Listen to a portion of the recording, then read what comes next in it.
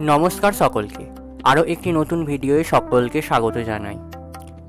এই সিরিজের নাম শ্রীমদ্ ভগবদ্ গীতা যথাযথ। এই সিরিজে প্রতি শনিবার একটি করে ভিডিও আসবে।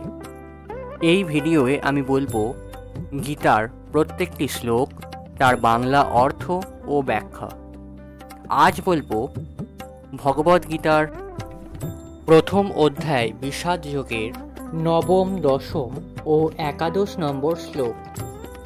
অন্যে চ বহবহ শূরা মদর্থে ত্যাজ্য জীবিতঃ নানা শস্ত্র প্রহরণঃ সর্বে যুধ্যা বিশারদঃ। অন্য আর সমস্ত বীরেরা দুর্যোধনের পক্ষে ছিল, যেমন জয়দ্রথ, কৃতবর্মা, শল্য। এরা সকলেই দুর্যোধনের জন্য প্রাণ পর্যন্ত দিতে প্রস্তুত ছিল। এখানে পক্ষান্তরে বুঝিয়ে দেয়া হলো যে দুর্যোধনের পক্ষে যোগদান করার ফলে কুরুক্ষেত্রের রণাঙ্গনে এদের সকলেরই মৃত্যু নিশ্চিত ছিল। দুর্যোধনের অবশ্য বিশ্বাস ছিল যে উপরোক্ত যোদ্ধাদের মিলিত শক্তির ফলে তার জয় ছিল অনিবার্য। শ্লোক নম্বর 10। অপর্যাপ্তং তদাস্মাকং বলং ভীষ্মাভিরক্ষিতং পর্যাপ্তং তিদমেতেষাং বলং ভীমাভিরক্ষিতাং। এখানে দুর্যোধন উভয় পক্ষের সামরিক শক্তির তুলনা করেছেন। তিনি ভেবেছিলেন সর্বাপেক্ষা অভিজ্ঞ সেনাপতি পিতামহ ভীষ্মের দ্বারা বিশেষভাবে সুরক্ষিত হওয়ায় তাঁর সমরশক্তি ছিল অপরাজেয়, অপরিমেয়। পক্ষান্তরে পাণ্ডবদের সেনাপতি মোটেই ভীষ্মের সমকক্ষ ছিল না। তাছাড়া দুর্যোধন চিরকালই ভীমকে হিংসা করত, কারণ সে জানত যে যদি তাকে কোনোদিন মরতে হয় তাহলে একমাত্র ভীমের হাতেই তার মৃত্যু হবে। একই সাথে ভীষ্মের মতো শ্রেষ্ঠ সেনাপতির উপস্থিতির কারণে সেই যুদ্ধে তার জয় সম্বন্ধে সে সুনিশ্চিত ছিল। যুদ্ধে জয়লাভ করার বিষয়ে যে সে নিঃসংশয় ছিল, সেটিই সে প্রতিপন্ন করতে চেয়েছে। শ্লোক নম্বর 11।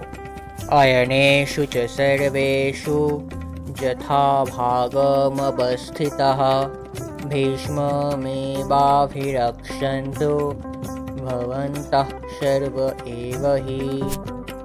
ভীষ্মের শৌর্য বীর্যের প্রশংসা করার পরে দুর্যোধন বিবেচনা করে দেখল যে অন্যেরা নিজেদের গুরুত্বহীন বলে ভাবতে পারে। তাই স্বভাবসুলভ কূটনৈতিক চাতুরীর সাহায্যে সেই পরিস্থিতির ভারসাম্য বজায় রাখার জন্য সে উপরোক্ত কথাগুলো বলেছিল। এভাবে সে মনে করিয়ে দিল যে ভীষ্মদেব নিঃসংশয়ে সর্বশ্রেষ্ঠ যোদ্ধা হওয়া সত্ত্বেও একজন বৃদ্ধ মানুষ, এবং সব দিক থেকে তাই সকলেরই তার সুরক্ষার জন্য বিশেষভাবে চিন্তা করা উচিত। যুদ্ধ করতে করতে যদি তিনি কোনো একদিকে এগিয়ে যান, তাহলে শত্রুপক্ষ তার সুযোগ নিয়ে অন্য দিক থেকে আক্রমণ করতে পারে। তাই এটি অত্যন্ত গুরুত্বপূর্ণ ছিল যে অন্যান্য বীর যোদ্ধারা যেন তাদের কৌশলগত অবস্থান ত্যাগ করে না যান, যার ফলে প্রতিপক্ষ ব্যূহ ভেদ করতে পারে।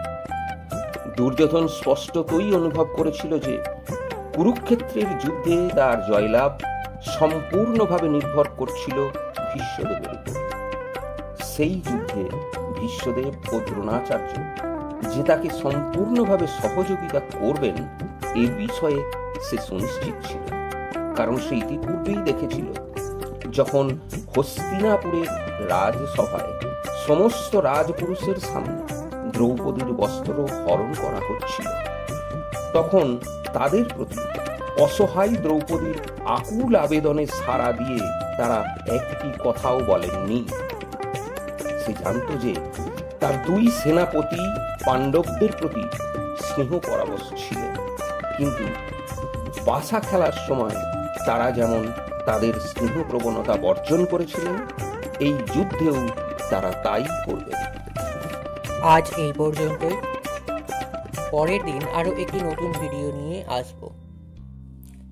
ভিডিওটি ভালো লাগলে চ্যানেলটা সাবস্ক্রাইব করবেন, পাশে থাকা বেল আইকনটি প্রেস করে দেবেন, লাইক, কমেন্ট এবং শেয়ার করবেন।